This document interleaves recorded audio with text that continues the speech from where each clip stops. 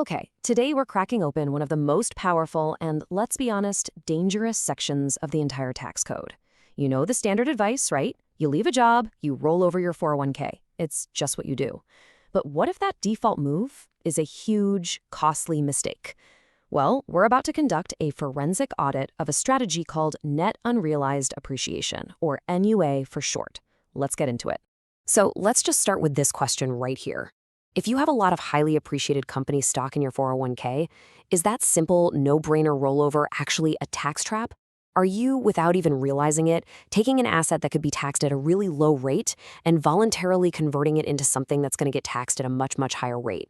For a surprising number of people, the answer is a huge yes.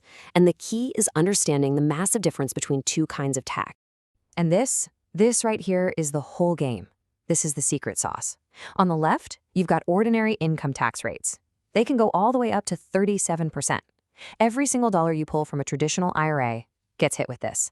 But on the right, you have long-term capital gains, which top out at 20%. That gap, that 17% difference, is what we're aiming for. It's like the IRS is offering you a giant tax coupon, but only if you follow their incredibly specific instructions to the letter. So how do you actually cash in that coupon? Well, that brings us to what we're calling the NUA tax arbitrage. Look, this isn't about picking winning stocks or timing the market.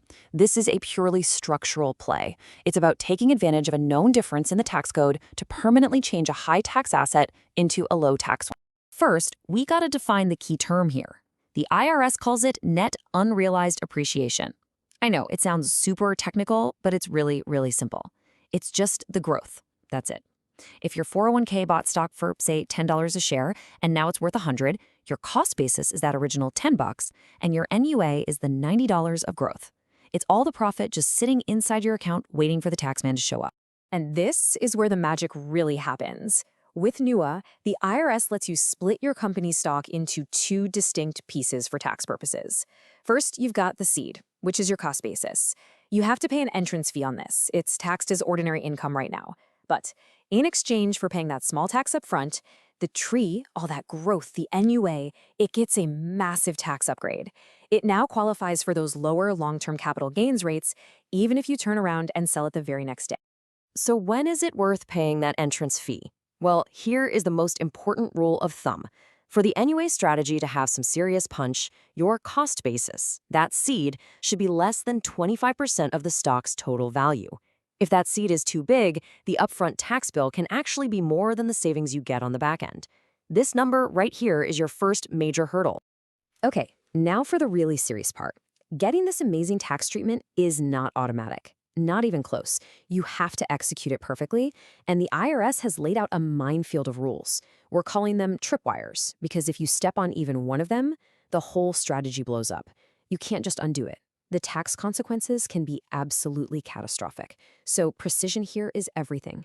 And there are 3 of these tripwires, 3 rules. They are black and white, and there is no room for error. You have to have a lump sum distribution. It must happen after a specific triggering event, and you have to do an in-kind transfer. You need all 3.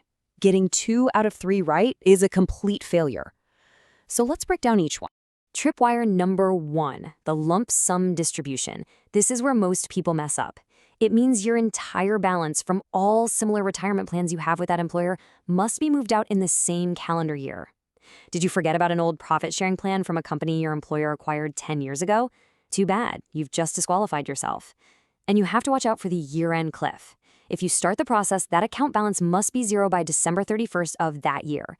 If you try to finish it in January, it's too late. You've just set off a tax bomb. Okay, tripwire number 2 is the triggering event. You can't just wake up one day and decide to do it anyway. The IRS says you need a valid reason. The most common one by far is separation from service, which is just a fancy way of saying you left your job, whether you retired, quit, or were laid off. The other big ones are turning 59 and a half, becoming disabled, or passing away, in which case your beneficiary gets the option. Now, this is a really cool and important nuance. It's like a secret get-out-of-jail-free card. Let's say you left your company at age 55, and maybe you took a small withdrawal without thinking about it. You just blew your separation from service trigger. You might think the NUA strategy is dead for you, but it's not. When you turn 59 and a half, that's a brand new, totally separate triggering event. It literally resets the clock. It's an incredible second chance that most people don't know about. And finally, tripwire number 3, the in-kind requirement. This one's all about logistics. You absolutely cannot sell the stock inside your 401k and then move the cash out. That will not work. You have to transfer the actual shares themselves, in kind, from your 401k custodian straight into a taxable brokerage account. This means you've got to coordinate with your brokerage firm to make sure they're ready to receive those shares. All right, so we've carefully navigated all 3 tripwires. What's the reward for being so meticulous? Let's make this real and run the numbers with a case study. But remember, anytime there's a big payoff in the tax code, you can bet there's a catch somewhere. So let's look at this side by side. On the left, you do the standard IRA rollover. That entire $500,000 becomes a ticking tax time bomb. Assuming a 24% tax rate, you're looking at a future bill of $120,000. Ouch. Now look at the NUA strategy on the right. Yes, you pay a small tax today, $24,000 on your cost basis. But that huge $400,000 of growth, it gets taxed at the much friendlier 15% capital gains rate. That's only a $60,000 tax. So when you add it all up, your total tax bill drops from $120,000 down to just $84,000. So what's the bottom line here? It's a $36,000 tax saving. And you didn't get this by taking more risk or finding some hot stock tip. You got this just by filling out your distribution paperwork differently. That is tax arbitrage, pure and simple.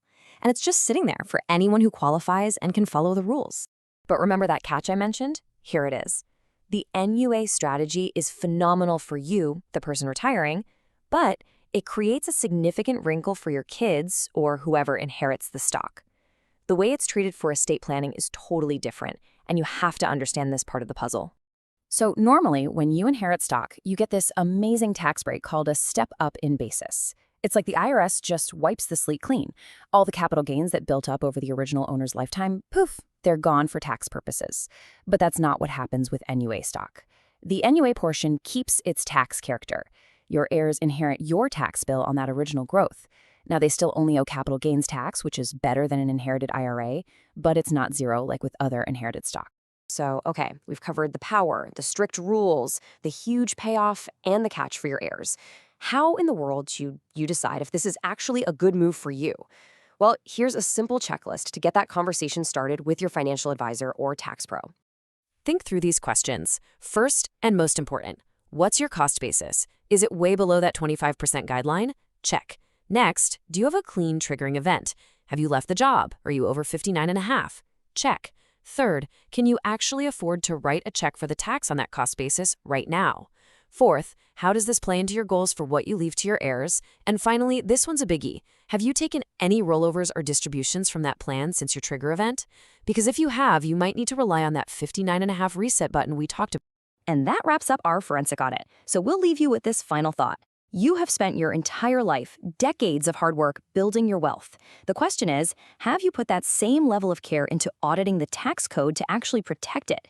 Because the NUA strategy proves that sometimes the biggest returns you'll ever find aren't in the stock market. They're hidden deep inside the fine print of the IRS rulebook.